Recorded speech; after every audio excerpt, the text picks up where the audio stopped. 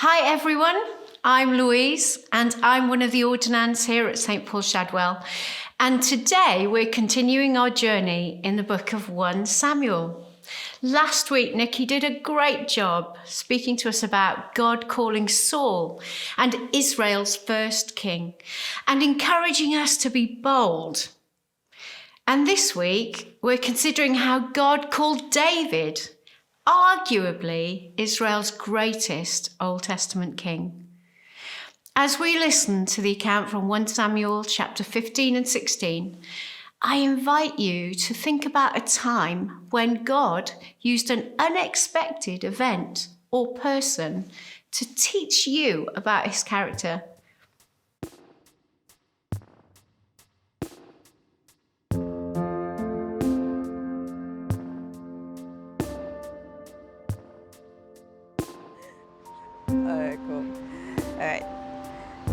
Then Samuel went to Ramah, but Saul went up to his house at Gibeah of Saul. Samuel did not see Saul again until the day of his death, for Samuel grieved over Saul, and the Lord regretted he had made Saul king over Israel. Now the Lord said to Samuel, "How long will you grieve over Saul, since I have rejected him from being king over Israel? Fill your horn with oil and go. I will send you to Jesse the Bethlehemite, for I have selected a king for myself among his sons." But Samuel said, "How can I go? When Saul hears of it, he will kill me." And the Lord said, "Take a heifer with you and say, 'I have come to sacrifice to the Lord.' You shall invite Jesse to the sacrifice, and I will show you what you shall do. And you shall anoint for me the one whom I designate to you." So Samuel did what the Lord said and came to Bethlehem. And the elders of the city came trembling to meet him and said, "Do you come in peace?" He said, "In peace, I have come to sacrifice to the Lord. Consecrate yourselves and come with me to the sacrifice." He also consecrated Jesse and his sons and invited them to the sacrifice. When they entered, he looked at Eliab and thought, "Surely the Lord's anointed is before him." But the Lord said to Samuel, "Do not look at his appearance or at the height of his stature, because I have rejected him. For God sees not as man sees, for man looks at the outward appearance, but the Lord looks at the heart." Then Jesse called Abinadab and made him pass before Samuel. And he said, "The Lord has not chosen this one either."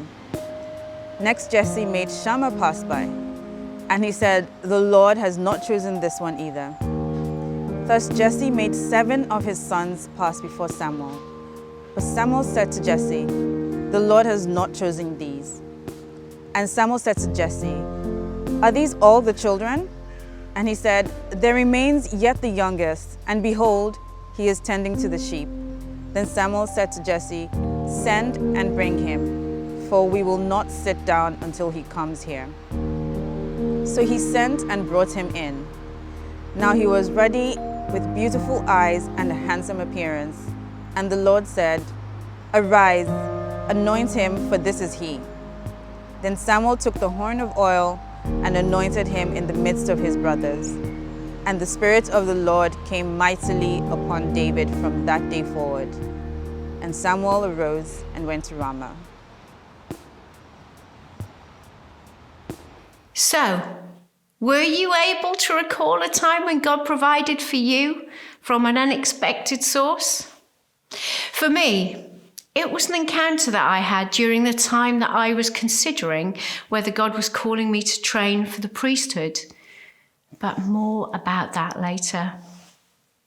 Let's consider the context of our Bible passage today first. Samuel is an incredible character in the Old Testament. He was the last of the judges that God raised up to deliver his people from the hands of their enemies. It was usually because the people were constantly turning away from God and failing to listen to him. Samuel was the first of the prophets who heard God speaking clearly, right from being a young boy until now, much later in his life. And Samuel was also made the priest for the whole nation, because the ruling priestly family at that time had also shown a disregard and a deep disobedience towards God. And so God made his own choice. And as we shall see, this was all about to happen again. So here in 1 Samuel chapter 16, the people of God find themselves at a point of significant change, although as a nation, they didn't know it yet. Because of his stubbornness and his failure to follow God's commands, and his fear of losing his popularity and support among the people, King Saul had repeatedly failed to do what God had told him. He'd made some terrible decisions, and now God was about to make a change. Because God had rejected Saul as king. But only God, Samuel, and Saul knew that this had happened. And now God was sending his prophet Samuel to the family of Jesse, an inconsequential family in the very insignificant backwater town of Bethlehem. And there he would anoint a young, unknown shepherd boy as the new king of Israel. At the beginning of this chapter, we might think, great, we're going to see what David was like now. But this chapter is not as much about David as it is about the Lord, because it shows what the Lord wants. It shows what's important to him and how he makes his choices. We see God's personality in the kind of leadership choices that God makes. And at the beginning of this chapter, in the very first verse, there's a key phrase for understanding what will be distinctive about David's relationship with God and his leadership for the rest of his life and his ministry. Because in the first verse of this chapter, God tells Samuel about Jesse's family. I have provided for myself a king among his sons. For myself. Let's take note of this phrase, because it seems that God is using this phrase to tell Samuel and us something about his choices. In fact, this phrase in relation to God choosing David has already occurred before in an earlier chapter. In chapter 13, Samuel says to Saul the devastating news that someone else has been chosen as king. For the Lord has sought out for himself a man after his own heart, and the Lord has appointed him as ruler over his people, because you have not kept what the Lord commanded you. And once again, in verse 3 of chapter 16, God says to Samuel, you shall anoint for me the one I name to you. 3 times in the space of 3 chapters, God has made it clear that he is choosing David as king over his people. God is making his choice specifically for himself. Why does God say this phrase? What's this intended to teach Samuel and now us?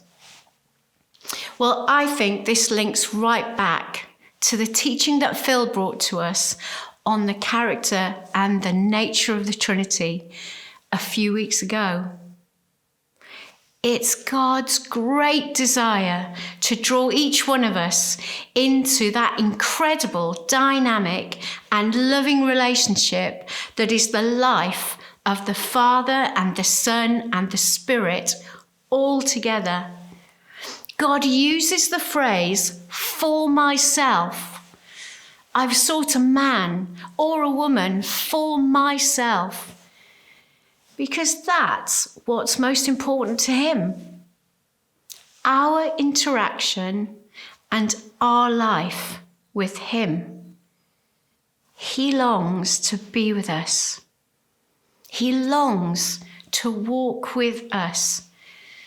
And he wants this before anything else. It seems that in this life, this is our first calling, to be loved by him, to be with him, and to love him in relationship. It's more important to him than all the furious activity linked to our calling, of our careers, of our family lives, of our incredibly busy everyday lives. It's what we were created for. And in our closeness with him, he wants to be the first in our lives. He wants to be the center point from which everything else that we do, we say, and we think emanates. David understood that he was called first and foremost for the Lord. He was a king for the Lord's pleasure. And it's this potential that God had seen in the heart of David, the simple shepherd boy who had a heart that went after God. And yet, as we see from this account, David was almost invisible amongst his family and his people.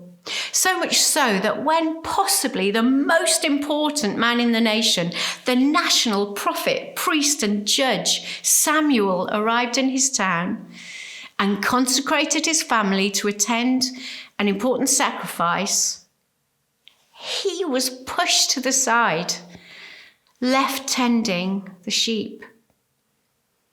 And it's here that we see God teaching Samuel and us another principle that God is often found working in the invisible, most unexpected places, because he sees people very differently than we do. God tells Samuel that he is to anoint one of the sons of Jesse. And as Eliab, the oldest and possibly the most impressive, stands before Samuel, he declares, "Surely the Lord's anointed is before him." But as all the sons present pass before him, Samuel hears God utter a principle that cuts right through the culture of the time and everything that the culture of our day screams at us, perhaps now more than ever before. God says simply, don't look at his appearance or the height of his stature, because I've rejected him. For God sees not as man sees. For man looks at the outward appearance, but God looks at the heart. And at this moment, when God chooses David for himself as the new king, it's because David was a man after God's own heart. We know that God has seen the potential in David's wholehearted response to God, even though he was invisible to everybody else. And this is what God is looking for in leaders. Men and women that are serious about seeking him out before coming up with plans and strategies. People who are called to spend time on their knees in prayer before him, loving him, listening to what he wants for his people. And it's not just leaders, it's every one of us. God wants us to know him so much better than most of us do. He created and called humanity, you and me, for himself.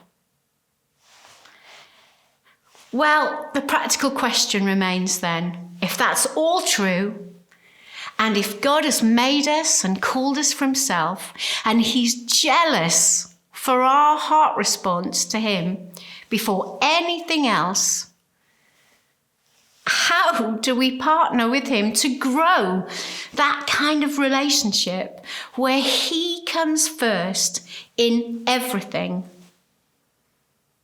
And here I'm going to make two really groundbreaking suggestions. Well, not groundbreaking really. And the first is, let's ask him. Let's ask God. Let's spend time asking God how to grow in our relationship with him. Ask him to lead us and to speak to us, to show us more of his character.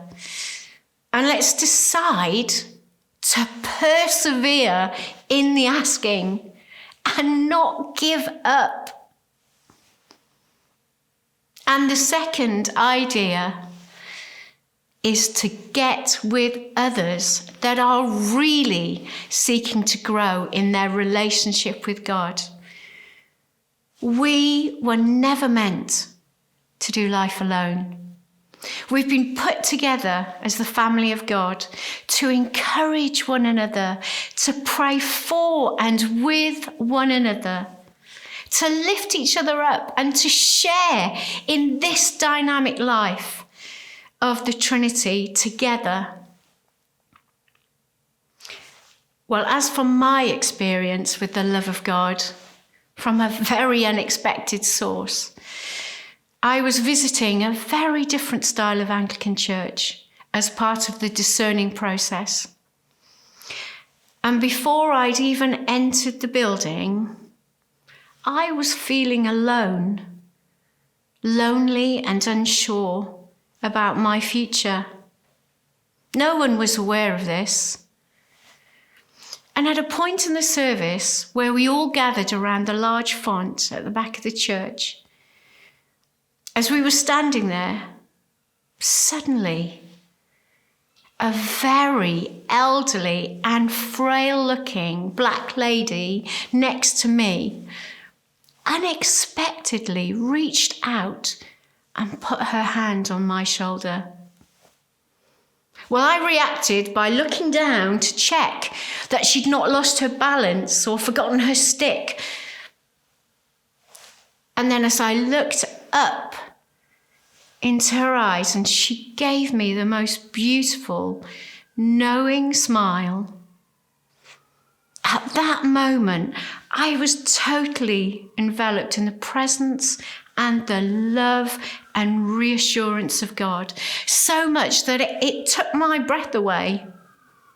I stood there, choking back tears, but knowing that this incredible old lady had a heart after God's own heart and had shared his heart with me. But to the world, she would have seemed invisible. Today, will you respond to this God who's called you for himself because he loves you And will you be wholehearted in your pursuit of him in return?